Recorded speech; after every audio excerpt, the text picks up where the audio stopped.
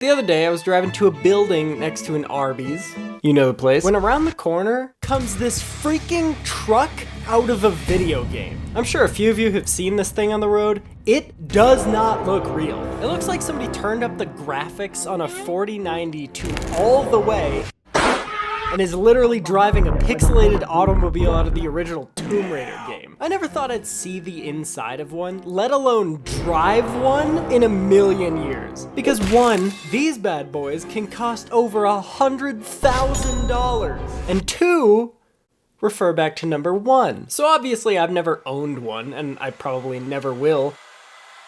But I got this one friend. We'll call him Kiwi. It's his childhood nickname, but don't let the name fool you. My boy Kiwi, my man, my boy, he thick.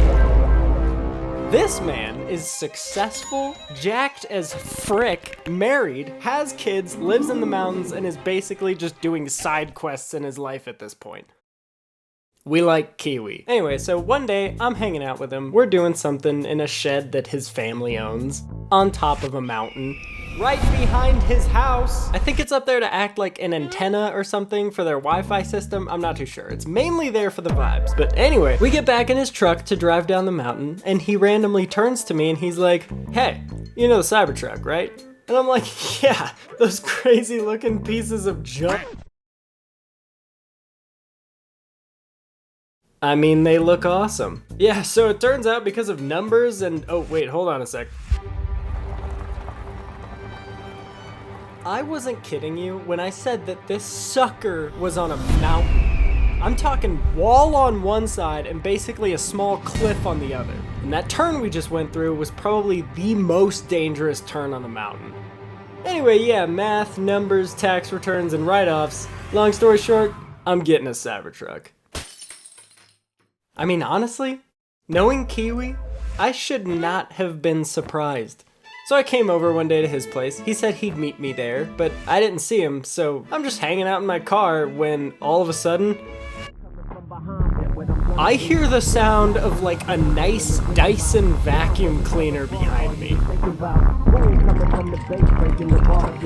He's already got the dang thing. Again, it's Kiwi. I shouldn't be surprised, but I am. So I get out, we're about to go inside his house, but he's like, "Wait."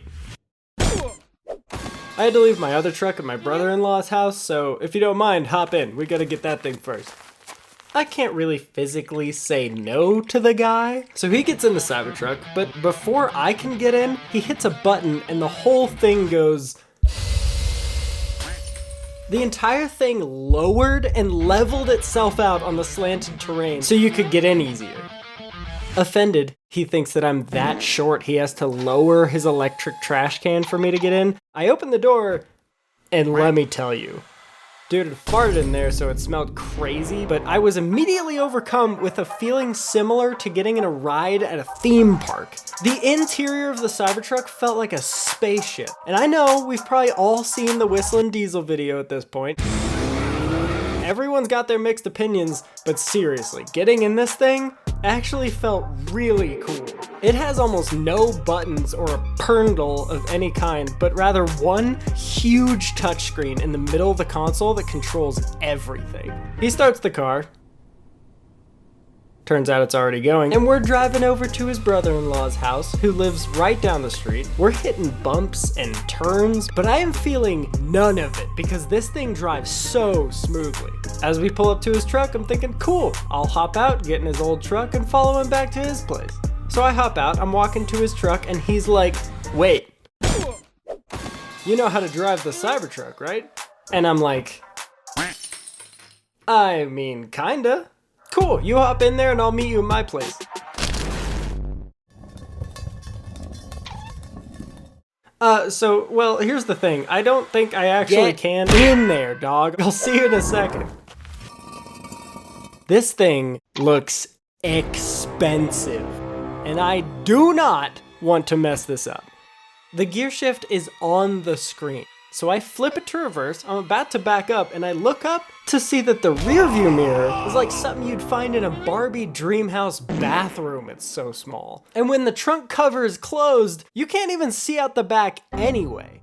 It feels so wrong, but apparently the best way to properly back up while driving that thing is to look at the huge screen in the center console. It's got lines on it that tell you exactly where the tires are gonna go, so backing down his brother's driveway, which is unreasonably long by the way, it's like 2 acres long, it felt like a video game. So I pulled around to go back to Kiwi's place, and the driving was ridiculously smooth. The whole thing felt like I was driving in a simulator designed to make you feel like you're driving.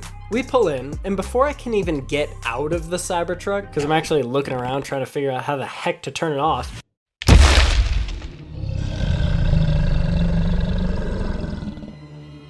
Kiwi comes over. Hey, I left my phone charger up at the shed up the hill. You mind taking us there real quick? Haha, sure! Okay, driving on the road is one thing, but this shed is on top of a small mountain. The only road you take to get there looks like it was paved by beavers in the 1800s. This thing is closer to a hiking trail than it is an actual road. And Kiwi wants me, who has never driven any type of Tesla before, to take his brand spanking new Cybertruck up this trail so he can get his phone charger. I'm pretty sure he does stuff like this to me because he likes to see my reaction to things, and I can't really say no or else he'll crush my head in between his biceps. So I swipe that puppy in reverse, still feels wrong, and I turn around to start making our way up the beaver paved road. We're about to go from pavement to wilderness, and I look over one more time to see if he's joking or if he's gonna stop me or anything, but nope! Dude's just sitting there, and I think he was even subtly filming me to see what I would do. So I press on the gas, or the battery, and start driving up the dirt trail.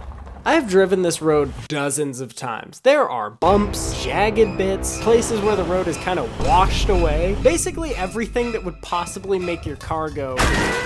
But in the Cybertruck, I did not feel any of that. Driving this felt like a melting ice cube sliding across a warm stovetop the entire time, uphill on basically a hiking trail. So I started to relax a little bit because this thing is nice. We're chilling, the Cybertruck is driving so smooth, like olive oil on a non-stick pan, like butter on a Hawaiian roll that just came out of the oven. Jeez, sorry, I must have been really hungry when I wrote this. Anyway, we were hanging out, chilling on this smooth ride, when all of a sudden, yeah, that's great. The final death turn up to the shed just snuck up on me. I freaked out and grabbed the steering wheel and whipped it to the right.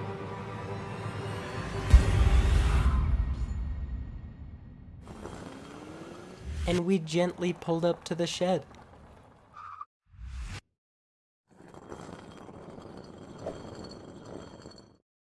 He looks over and I'm like,